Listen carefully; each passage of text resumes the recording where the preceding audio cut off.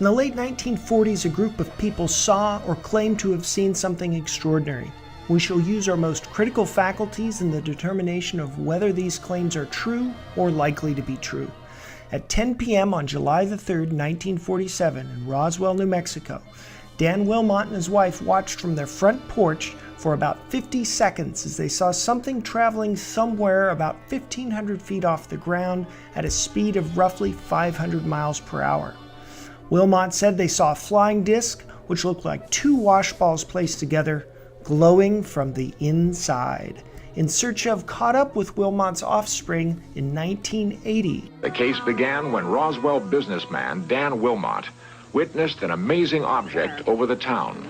His son tells the story. This was their home in July of 1947, and it was one summer evening. They were sitting out here. Dad looked up in the west and saw an object that came down and had lights blinking, and it was rather frightening to him, but he said all of a sudden it seemed to rock a little bit and sort of counterbalanced itself, wiggle a little bit, and then seemed to settle down and take off at a rapid rate of speed. Of particular importance to Roswell is Jesse Marcel Sr., a military intelligence officer of some high regard who is said to have seen and held unearthly artifacts. Let's hear from the man himself. They took pictures, of course. They had a whole flock of microphones there. They wanted me they wanted some comments from me, but I wasn't at liberty to do that. So all I could do is keep my mouth shut. And General Ramey is the one who discussed or told the newspapers, the newsmen, what it was and to forget about it. It was nothing more than a weather observation balloon, of course, which we both knew differently. Major Marcel had to keep silent because of his strategic position at that time. He was in charge of all security and intelligence on atomic tests in the United States and the Pacific. Marcel retraced his secret recovery operation across the hot New Mexico desert. We left Roswell perhaps around 3:30 or 4 o'clock in the afternoon. As you can see, it's flat. It is very difficult. In fact, with just verbal directions, we never would have found it. We had to follow the rancher out there. The crash site was so remote, it took an entire day to drive there. The following morning, we went out to the site where the crash was. And what I saw, I couldn't believe there was so much of it. It was scattered over such a vast area. So we proceeded to pick up as much of the debris as we could, loaded in a wagon. We filled that up. It took us a good part of the day to do that, because it was such small fragments that we had to do a lot of picking. We found a piece of metal about a 1.5 to 2 feet wide and about 2 or 3 feet long. Felt like you had nothing in your hands. It wasn't any thicker than the foil out of a pack of cigarettes. But the thing about that got me is that you couldn't even bend it, you couldn't dead it. Even with a sledgehammer would bounce off of it. So I knew that I had never seen anything like that before. And as of now, I don't know what it was. It was not anything from this earth that I'm quite sure of. Because being an intelligence officer, I was familiar with just about all materials used in aircraft and in our air travel. This was nothing like that. It could not be. It could not have been. Hey you guys, this is Professor Vitt, and I'm here to walk you through the Roswell assignment, the Roswell paper. First thing I want to get right on this recording here for you guys is the due date for the assignment, which is July the 18th of 2017. This is a later due date than was originally assigned. If you feel that this is still not going to be enough time to complete the assignment, let me know before the due date, and I can certainly make reasonable accommodations. I'm happy to do that. It's really not a problem. So that's the most important thing, July the 18th, 2017, before midnight. The length of the paper is going to be 4 to 5 pages long. Now that's a guideline. You don't have to make it exactly 5. Don't feel that you need to reduce the font to squeeze it into 5. Don't feel that you need to blow up the font or the margins to make it reach that length. This is a guideline. This is so that I don't get a 20-page paper or a 1-page paper. It should be around 4 to 5 pages, but that's going to vary depending upon how you write. So don't feel the need to try and add fluff or filler. I give you a pretty good outline below, and just follow that and you should be okay. Now, often students ask me, gosh, is there a standard format for the paper? I would encourage that you use MLA, use 12-point font, and double space your paper. Those are usually standard things, but MLA format usually involves a works cited page. I encourage you to have a works cited page. It does not need to be perfect, but what I need you guys to focus on, and I'll talk about it in a minute, is citing your sources. And that's what's important about this MLA format, is that if you're using a quote in the paper, make sure that you refer to the source where you got it from. Okay, so essentially in this paper, you're going to do one thing 3 times, okay? You're going to argue, you're going to counter-argue, and then you're going to evaluate. So what this does is it relies on the argumentation skills you've gotten from the logic module, and also some understanding of science and how science progresses forward, and its relationship to anecdotes and so forth. So you're going to combine those two, and you'll effectively 3 times argue, counter-argue, and evaluate. Argue, counter-argue, evaluate. Argue, counter-argue, evaluate. Below. So here we have this here, and this is plagiarism. This is something that's serious, and I'd like to take a moment to chat about it.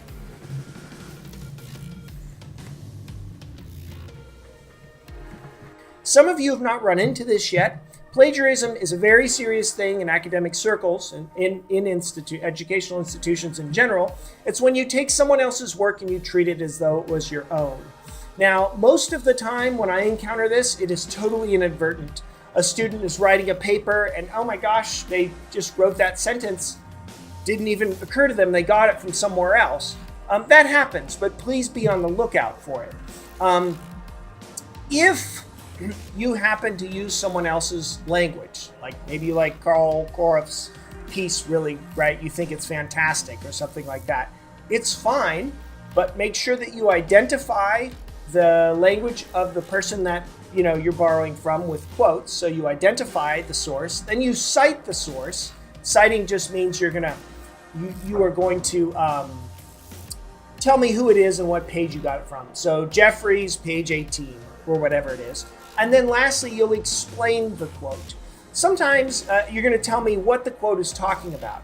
Sometimes when students begin to write papers, they'll use a quote and then they'll make a paragraph just a quote, right? They just quote an entire paragraph from something else and then move on. Don't let the quote do the work for you. If you're going to quote somebody, quote them and explain why you quoted them for me, right? So that I understand why this is an important point. So you're going to ice this. Anytime you use someone else's work, you're going to ice it. You're going to be cool. You will identify their language using quotes. You're going to cite the source that you've drawn the material from, and then you're going to explain why you have the quote. And I have a little example of this here you can read. That's just one important thing. If you are in doubt about whether or not you need to cite something, always cite it. Use an abundance of caution, right? Use an overabundance of caution to disclose, hey, this isn't my language, these aren't my words, and you should be fine. Sometimes students intentionally borrow papers from online sources, or they hire someone to write the paper. Just a note about that, reading and writing for a living, it's very obvious to me when this occurs. Usually students pull sources that involve professional writers who've been writing for a long time, and it's abundantly clear when you're looking at the paper that there's a difference in style between what the student has produced and what they've lifted. So I encourage you not to do that. If you do intentionally plagiarize the paper, there are severe penalties for that. So I want to just steer clear of that. I don't think it'll be a problem, but I have to let you guys know and disclose it at the start. Okay, here's a sample paper outline just to let you know what it's going to look like. Before you get into your arguments and your counter arguments and your evaluations, you have to do a thesis statement. That's the very first sentence that you write, and it tells your reader exactly what you're going to be writing on. So it would say something like this, right? The aim of this paper is to apply reason and determination of whether or not extraterrestrial aliens crashed in Roswell on or about July of 1947. So you could use it that way, but it should start with something like the aim of this paper or the goal of this paper is to discuss da da da da da. Then you can tell me, I will consider 3 arguments, counter-arguments, and evaluations concerning the claim. Okay? And that would be fine. You can, I think that would be okay. You don't need to get any more structure than that, but then you need to give me your argument, your counter-argument, and your evaluation. And probably, but not necessarily, your argument would be 1 paragraph, your counter-argument would be the subsequent paragraph, the one right after that, and then your evaluation would be the paragraph after that. Not necessarily, though. Sometimes people want to take a couple of paragraphs to develop an argument. That would be fine. I'm going to be reading it in order, so I'll get you. Or someone wants 2 paragraphs for a counter-argument. That's okay. But follow in this format: argument, counter-argument, evaluation. The argument is where you give me your best positive piece of reasoning for the extraterrestrial claim regarding Roswell. Then you want to do a counter-argument where you attack the central conclusion of the first argument. And then lastly, you're going to evaluate and tell me, well, which way do you go on this? Do you go with the argument or the counter-argument? Now, the evaluation portion is important for your paper, but I don't evaluate you on which you choose, the argument or the counter-argument. I grade you on the strength of your evaluation, right? So this is an instance where students will legitimately have differences of opinion with regard to evaluating the evidence, and that's perfectly fine as long as you spell out for your reader, who's me, what your thinking is. You'll be okay. So let me give you one small example of argument, counter-argument, evaluation. So here's an argument you might make regarding Roswell, that there are hundreds of eyewitnesses to the incident, right? So in other words, you'd make a claim that eyewitness testimony is sufficient to establish the existence of extraterrestrial aliens who crashed there in Roswell and so forth. And you would elaborate on the point, right? Do your best to develop the point in a paragraph and then bring it home. Okay? Now, so here we have, there are hundreds of eyewitnesses, and they all describe this very unusual material.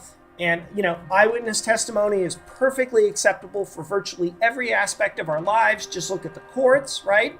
If there's a dispute as to what happened, the court brings in eyewitnesses, and that's how we adjudicate differences or disputes of fact.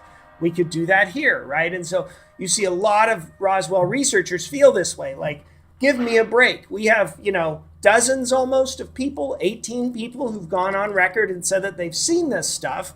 This would be just fine if we were talking about trees and plants, you would all believe them. But because it's this alien thing, people bring their preconceived notions to it, and they're just unwilling to consider it. All right, so that would be the argument here, right? So about a paragraph on that.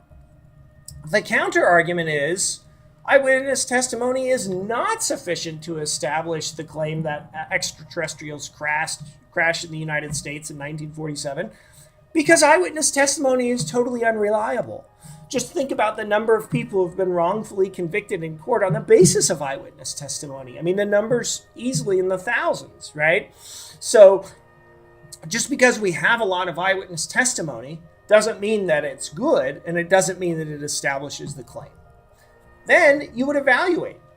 Gosh, where do I fall on this? Well, you may end up saying, look, eyewitness testimony isn't unreliable. I believe in that. But also, the standard being used here, the idea that we could use eyewitness testimony to establish the existence of an alien visitation is absurd. This is an extraordinary claim, right? That aliens came to this planet. This is contrary to what people think is going on. It's contrary to what we know from science. And so this is an extraordinary claim. And you could bring me 1,000 people who report this stuff, and it still wouldn't be enough because the form of the evidence isn't sufficient given the claim being so extraordinary. Does that make sense? So that would be your evaluation. And then you can go from there, right? And develop your own argument, counter-argument, evaluation. So you'll do it 3 times. You'll do argument, counter-argument, evaluation. Then you'll do a second argument, counter-argument, evaluation. And then a third argument, counter-argument, evaluation. And then you will be done. That will be your paper. So it's not a crusher of a paper. Okay, You're so now I essentially want to writing talk about three the smaller readings and papers what on you have to different read issues in order within to write the Roswell. paper. I want to say at the outset, you are welcome to use outside sources for research. Please feel free to do so, but by no means do you have to. You can use the materials that I've given you, and you will be just fine. You'll have enough information to write the paper. So the very first thing is a summary of the 1947 Roswell incident from a place called UFOevidence.org. And this is a very pro-UFO thesis, sort of pro-extraterrestrial alien thesis website.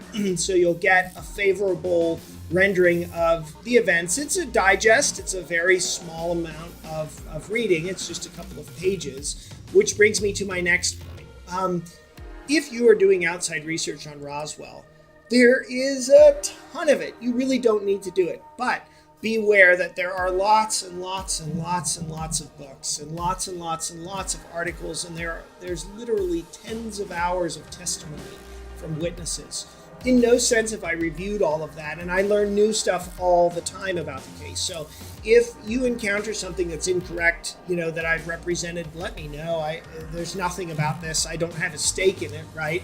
It's just a summary of the information provided, and sometimes people have legitimate disputes about this, about Roswell, right? I mean, some people feel that there was one crash site. Other people feel there was two. I've even heard people argue there were three. So there's going to be some dispute. Nothing that I say is canonical. This is a mystery kind of at the outset, right? So don't feel like you have to follow a certain drummer, a certain interpretation on my account. Read the stuff and see where you land. Okay, the next article we're going to read is from the Journal of Scientific Exploration, and the editor there was kind enough to let me use this article without having to pay the society for using the article. It's written by Kent Jeffrey, and as you'll see, he was extremely close to the Roswell case. His father was in the 509th and had a lot of friends in the 509th, which is, as you'll see, the group that was supposedly in charge of transporting the alien wreckage. And so Kent Jeffrey will tell you, how he no longer believes in Roswell and why. It's a very good article because Kent Jeffrey is actually writing to his fellow ufologists. So Jeffrey is a believer in UFOs, but he doesn't believe in Roswell. This was a huge shift in the Roswell community, and so he's specifically trying to write skeptical arguments for a non-skeptical crowd. That's a rough way to put it. It's not exactly right, but you get the idea. So it's a really good read, and I think you'll enjoy it. Plus, you're going to get lots and lots of arguments and counter-arguments that you can use for your paper. You don't need to comb it with a fine-tooth comb. You can read through it and write down some notes and go for it, right? I'm not going to give you any quiz work on this, but he has some really, really interesting points about the wreckage and what it could likely be, and that would be a nice way if you want to use Occam's razor in your paper under the evaluation section. That would be very good. So this is a long article, but it's a great one. And then lastly, as I zoom through here, we get to Cal Goroff, and this is actually Carl. He went by Carl. Carl no longer alive, but he was an absolute true believer on Roswell. He was one of the very first reporters or investigators, civilian investigators, to investigate Roswell, and for years he carried the torch that Roswell was real and there was a government cover-up. He then published an article, a book that destroyed all of his previous work, and he said, no, I just don't think so. This is a summary of that book, what really happened at Roswell. So it's great. It gives you his own perspective on what he thinks happened. So this set of readings errs on the side of being skeptical.